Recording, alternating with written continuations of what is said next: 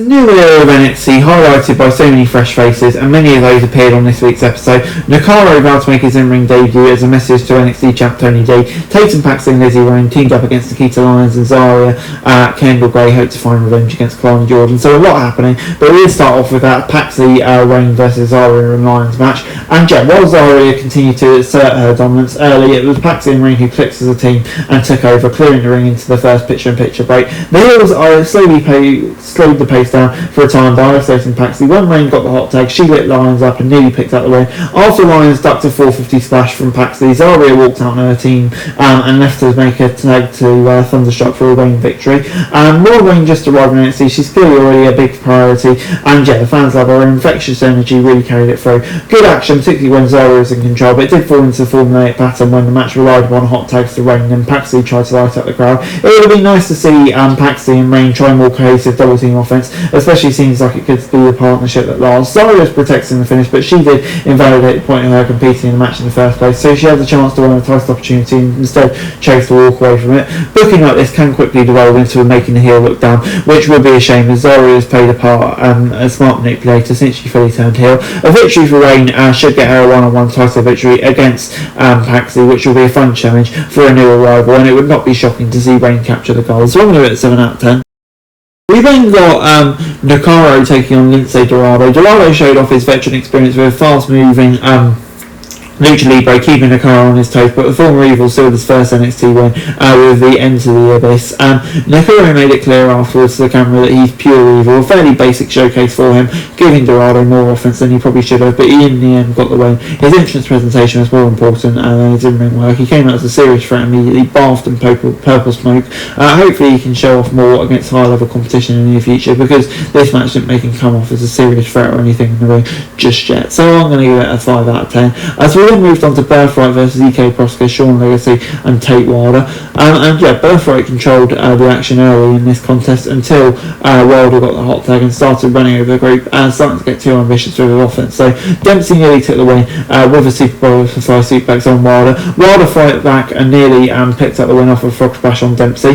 And Wilder refused to tag to Legacy or Prosper and missed the moonsault. Stacks and Connors met Wilder's face with running knees for the victory. An overdone finish hurt a good 6-man sprint, as Wilder had to emphasise that he was an adrenaline junkie who didn't play well with others. Birthright looked great, and Wilder clearly established his NXT character, even if he looked dumb with how much he refused to tag his teammates in late. The established team needed this win and should continue to cause problems for their competition. Stacks and Connors found their chemistry together. They're now clearly the primary tag team in Birthright and should be picking up victory. So overall, I'm going to give it 6 out of 10. Mason Rook was then there to sign his contract, and Robert Stone was trying to make him do it before Tony D arrived to tell the newcomer he made a mistake by attacking the champ twice. Cam Hendricks tried to attack D again, only to get knocked down. Security tried to calm tensions, but Rook moonsaulted out of the ring onto the officers. He finally signed his contract as Stone reprimanded him for staring down the NXT champ. It was good to hear that Rook for the first time, but something's not quite clicking yet with the presentation. Doing a moonsault is all impressive, but he didn't fully get the air to lay out security. Stone yelled out at Rook as he did something horrible, but it didn't make him attack the champion directly this week. The wrestling has so many athletic big men, and they need to present more of the character of the big guy that can fly. He still looked better than Hendricks, he repeats unfinished attacks. He's just growing ridiculous and needs to show something else. Before we got Jackson Drake taking on Noah Dahl, the Scottish Supernova started to build himself by booting Vanity Project leader out of the ring. Brad Baylor, Ricky Smokes and Michael Lockwood did their best to keep Dahl's attention divided so Drake could build up his own momentum. Dahl caught Drake in an armbar for a near submission. Drake escaped outside, and while Dahl fought off Baylor and States, Lockwood grabbed his leg to set up a running knee 450 for the win. As the Vanity Project celebrated, Dark State arrived to confront the champs.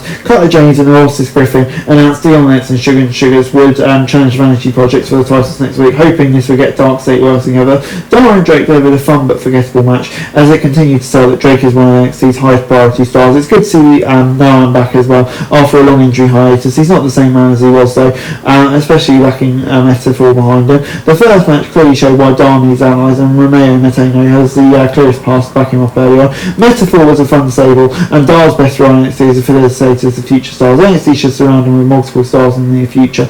Dark State versus Vanity Project, an intriguing match on paper, particularly if it's setting up a full face turn for the struggling Dark State. Sugars was the star of the promo segment, highlighted by his charisma, and sees ready for more opportunities. So yeah, I'm going to go 6 out of 10. We then got Kalani Jordan versus Kendall Gray with Ren Sinclair, and Sinclair obviously in crutches. They exchanged athletic offense early in the match, and Jordan was not ready for Gray to fire up, dropping the straps and throwing around the former Women's North American champion with seatplexes. Jordan finally found an opening with a springboard dropkick and sit-up powerbomb for a near fall. Gray caught Jordan mid-one off a climb insult with an ankle lock. Jordan flipped her way free, only to get short with an armbar. When the former champ fallout, she walked into the power slam for a near fall. When the action continued, Izzy Dane attacked Ray Device backstage. The ball spilled in the arena where Ren got knockdowns, distracting Gray. The distraction allowed Jordan to trick Gray, followed by the one of a kind moonsault for the victory. Afterwards, Gray argued with Vice about Ren's injury until Dane laid out Vice with a big boot to the back of the head and stood tall with the Women's Championship. This was the best Jordan's looked for a long time, not just because she had a great dance partner. She looked fluid and confident with her offense throughout. It never felt like Jordan was relying on building heat. Playing to the crowd's natural support of Gray throughout the match, allowing a few well-timed cheap shots to garner some extra heat, while the match had the full crowd attention throughout. While Gray and Jordan were likely to have even better, and this was perfect for what they were trying to do.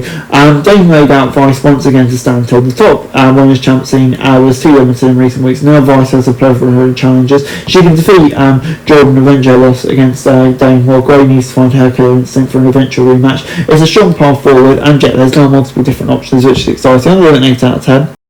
Overall, this week's NXT gets a 6 out of 10 from me. The picture of NXT is going clearer and the action is far more focused with a fresh wrestler stepping in. In particular, the Women's Champion division shined in the ring where the Vice and Pax of these title challenges were more clearly established. The men's division still floundering, particularly due to the accelerated push of Rook and Hendricks before fully establishing them. That may change if Hendricks can shine their match against D'Angelo and Bourne. This week also gave a clear review of Tate Wilder and Nakara, who look to be natural risers. Not every story in NXT is working at present, but the roster looks healthier than it did a few weeks back, and hopefully as more time passes they kind of get more opportunity to sign. That's it for this video. Thanks very much for watching. Remember to like, share, subscribe, follow us on our socials, link in the description below for daily wrestling news, meme and content. Subscribe to our other channels on screen right now, that'd be greatly appreciated. Thanks very much for watching. Peace out.